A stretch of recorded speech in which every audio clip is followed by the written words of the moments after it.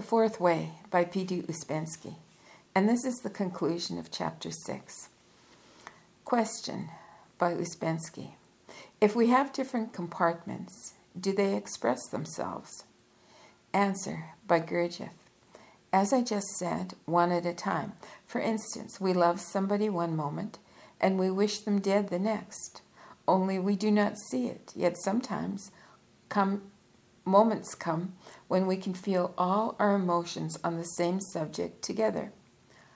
Only you must wait until you get a taste of such a moment, because without a taste of it you will never get any further in understanding what a moment of conscience means. Conscience can be very strong and definite, but in most cases it is asleep, because since most people are asleep, everything in them is asleep. So, conscience must be awakened. We must learn to understand truth emotionally in certain cases, and we can only do this by not being afraid to face contradictions in ourselves. We have special appliances in us that prevent us from seeing these contradictions. These appliances are called buffers. Buffers are special arrangements, or a special growth, if you like, which prevent us from seeing the truth about ourselves and about other things. Buffers divide us into sort of thought-proof compartments. We may have many contradictory desires, intentions, aims, and we do not see that they are contradictory, because buffers stand between them and prevent us from looking from one compartment into another. When you are in one compartment, you think it is the whole thing.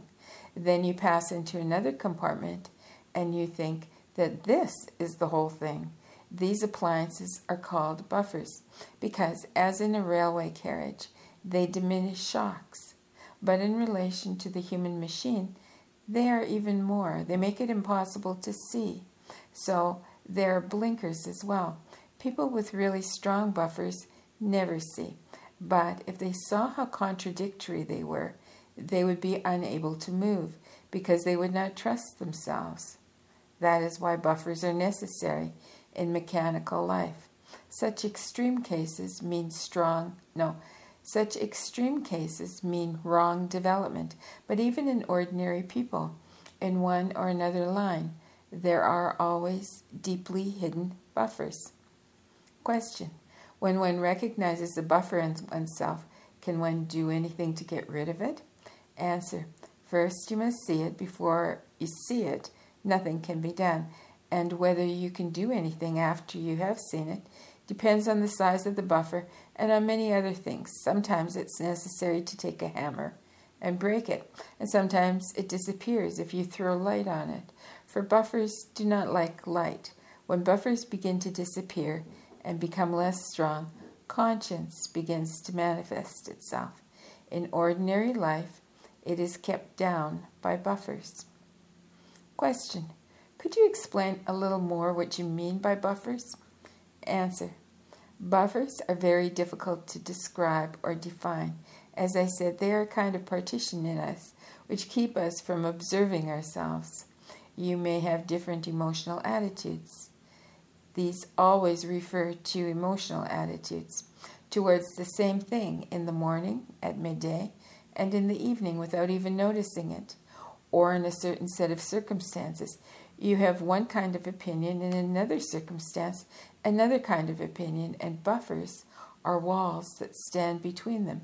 Generally, each buffer is based on some kind of a wrong assumption about oneself, one's capacities, one's powers, inclinations, knowledge, being, consciousness, and so on.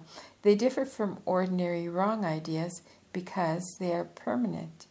In given circumstances, one always feels and sees the same thing. And you must understand that in man 1, 2, and 3, nothing must be permanent. The only chance he has of changing is that there is nothing permanent in him. Opinions, prejudices, preconceived ideas are not buffers yet, but when they become very firm and always the same, and always have the same trick of shutting off things from our sight, they become buffers. If people have some kind of constant wrong attitude based on wrong information, wrong work of centers, negative emotion, if they always use the same kind of excuse, they prepare buffers. And when a buffer is established and becomes permanent, it stops all possible progress. If buffers continue to develop, they become fixed ideas, and that is already insanity, or the beginning of insanity. Buffers can be very different. For instance, I knew a man who had a very interesting buffer. Every time he did something wrong, he said that he did it on purpose, as an experiment. This is a very good example of a buffer. Another man had a buffer that he was never late. So with this buffer firmly established, he was always late, but he never noticed it. And if his attention was drawn to it, he was always astonished, and he said, "How can I be late? I am never late." Question: when a buffer has gone down and you see something that seems unbearable, what is the next step? Answer: all the work is preparation for that. If one does not work, but one only thinks that one works, and a buffer suddenly disappears by some accident, one finds oneself in a very unpleasant situation, and one also sees that one only pretended to work. Buffers help us to pretend instead of really working. This is why people in the ordinary state cannot have conscience, because if conscience suddenly came, they would go mad. Buffers are useful in this respect. They help to keep us asleep, for if other sides are not developed, if everything is not brought into a certain balance, one would not be able to bear oneself as one is. So it is not even advisable to destroy buffers before one is ready. One must be ready first. We can bear ourselves only because we do not know ourselves. If we knew ourselves as we are, it would be unbearable. Question: yet one sees oneself intellectually without feeling strongly. Answer: intellectual self-study is only preparation, but when you try to remember yourself and not to identify, you begin to feel emotional. Question: do we all have buffers? Answer: yes. We could not live without them. We would have to be sincere all the time and see everything all the time. Question: what is the cause of this inner disharmony which one usually has? Answer: this disharmony is the normal state of man number 1, number 2, and number 3. A sleeping man cannot be harmonious. If he were harmonious, there would be no incentive for development, and there would be no possibility. Question: but if one tries to be more awake, one becomes more aware of one's disharmony. Then, having seen this, could one become more harmonious? Answer: this is a theoretical question. One ceases to be disharmonious when one ceases to be what is now. As one is now, one is disharmonious, then aware of one's disharmony, then again disharmonious, again aware of it, and so on. Question: so one can never be happy? Answer: happiness means balance, and balance in our state is impossible. Taking balance in the sense of harmoniousness, we are always balanced in a certain way, but a wrong way. If we were harmonious in our present state, there would be no reason for us to change. So nature arranged it very well that we cannot be harmonious as we are, in order that we should not be happy in this state. Happiness is harmony between external circumstances and internal manifestations, and for us it is impossible. If by happiness you understand harmony. Question. Work seems to make one more unhappy. Answer. Study of the system acquiring more control cannot make one more unhappy. There is no abnegation in it. What one has to lose is imagination. Anything that is real is not an obstacle to awakening. It is the imaginary things that keep us asleep, and those we have to give up. Question. Are buffers due to education and surroundings? Answer. To many things, but the best buffers are created by self-education. Question.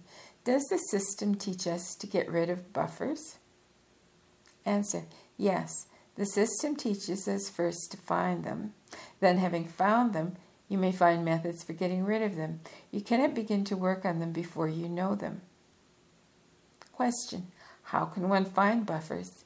Answer. One cannot find them unless one observes oneself in the right way. You must look for contradictions. Question. Must you find your own buffers, or must you be shown? Answer. In any case, you cannot be shown until you have done all you can for yourself. Otherwise, people never believe it. They say, anything but that. Question. Is saying to oneself, I will do it tomorrow, a buffer? Answer. It is not a buffer, but a very good method of keeping the buffers going well. Question. You say that one must look for inconsistencies. I do see many of these, but I put them down to different eyes. Answer. Yes, that is quite right. But when we are in one of these inconsistencies, we are generally identified with one of these views and cannot see the other. When you are in neither, when you stand aside, you can say, sometimes I look at it this way, sometimes that way. But when you are identified, you cannot do that. You must try to break this identification. Question. Is to want and not to want at the same time a buffer? Answer. It is not a buffer. A buffer often takes the form of strong conviction. For instance, one man I used to know was convinced that he loved all men. In reality, he loved no one. But on the strength of this buffer, he was free to be as unpleasant as he liked. It is a very safe and reliable buffer. Question. Can one learn about buffers by observing others? Answer. Yes, because that may help you to see buffers in yourself. But as things are seldom repeated literally, one would always see them only in others and not in oneself. But if one is prepared for it, by finding these things in oneself first, by realizing one's mechanicalness, one could begin to see buffers. Question. When you see buffers, sometimes you seem to create others to justify yourself. Answer. You cannot create buffers so easily. You can create lies and imaginings, but buffers are solid things, and creating them is a long process. Question. Can conscience only be understood when experiencing higher emotion? Answer. No. As I said, conscience is a feeling possible for quite ordinary men without any school. It is a kind of inner feeling of truth in connection with one particular thing, or another, or a third thing. The connection may be wrong, but the feeling itself will be quite right. Question. Surely conscience is more than awareness of all one's emotions at a particular time, because it may alter one's resulting action. It seems to strengthen some emotions and weaken others. Answer. That is because you see them. This is the biggest of all possibilities, because when you see your different emotions about the same thing, and see them constantly, you will be horrified. Question: isn't what we call conscience sometimes one eye disapproving of another? Answer: this is a very good observation of conscience in the ordinary sense of the word. But what I call conscience is a certain state in which we can be later. What is called conscience in ordinary life is simply certain associations. We are accustomed to think and do things in a certain way. And if for some reason we act in a different way, we have an unpleasant feeling, which we call conscience. In reality, conscience is a much deeper, stronger feeling. And when real conscience appears, you will see that it is not like anything that you call conscience now. Question: then the feeling we call conscience is wrong? Answer: not necessarily wrong, but it's not the same thing. It can be attached to a quite trivial thing, which has no particular moral value. Morality is always relative. Conscience is absolute. Conscience is a special positive emotion. In our present state, we have a very small trace of this emotion, sufficient to have a general feeling that something may be right and something else may be wrong, but insufficient to say definitely what is right and what is wrong. This has to be developed. At present, the state of conscience, the state of conscience we can have does not distinguish the big from the small.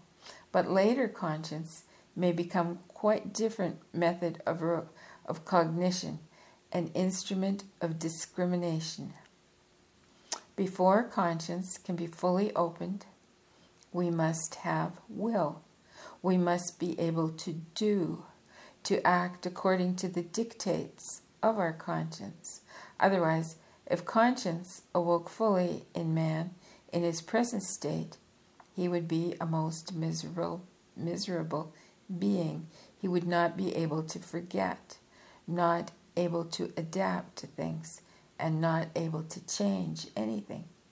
Conscience destroys buffers, so that man finds himself defenseless against himself, and at the same time he has no will, so he cannot change, he cannot do what he knows is right.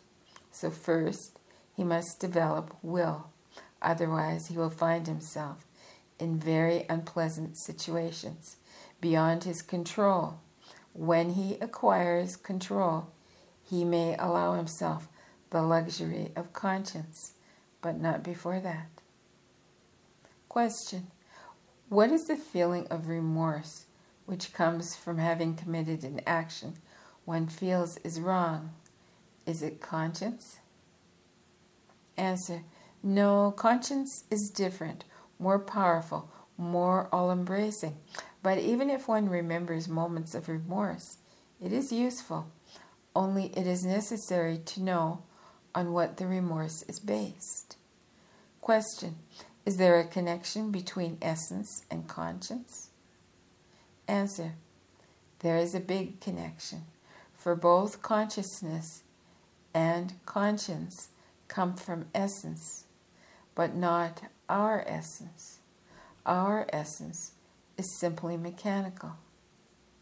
Question: I suppose self-remembering does not necessarily bring with it moral uplift.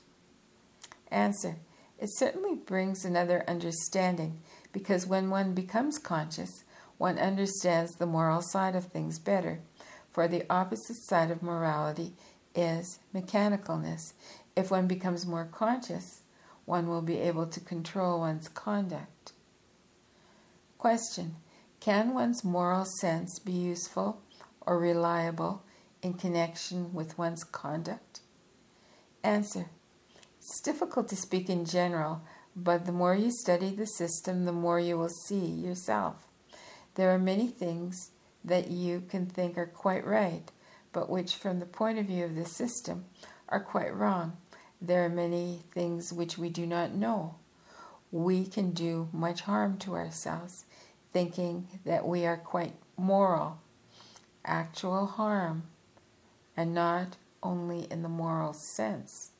The system, particularly in the later stages, has a much stricter code of rules, and at the same time it's perhaps more free than anything else.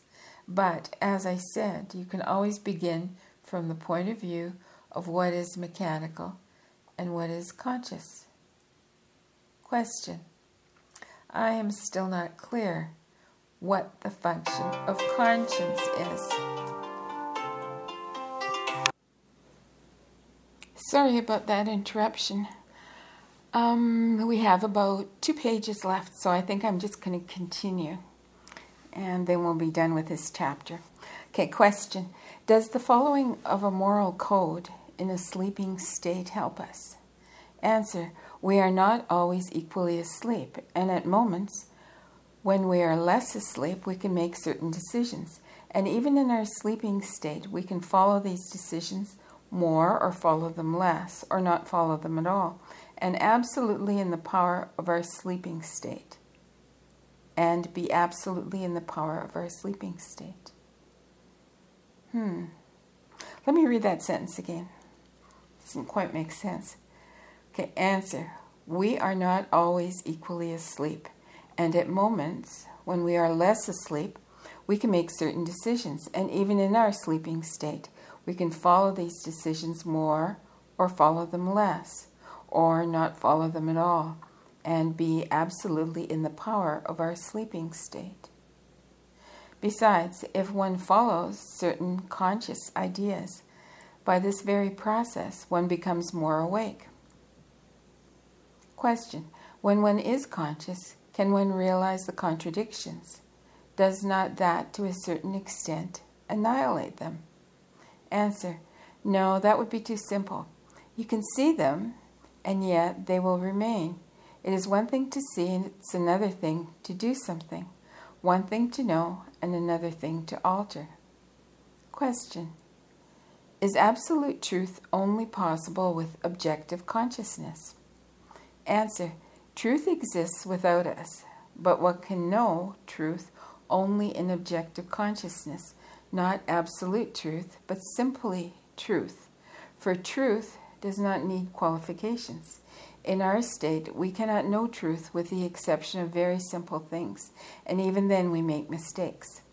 Question. How can one recognize truth on our level? Answer. By coming to simple things. In simple things, one can recognize truth. One can recognize what is a door, what is a wall, and one can bring every difficult question to the same thing. It means that you have to recognize a certain quality in quite simple principles and verify other things by these simple principles. This is why philosophy, just discussion of possibilities or the meanings of words, is excluded from this system.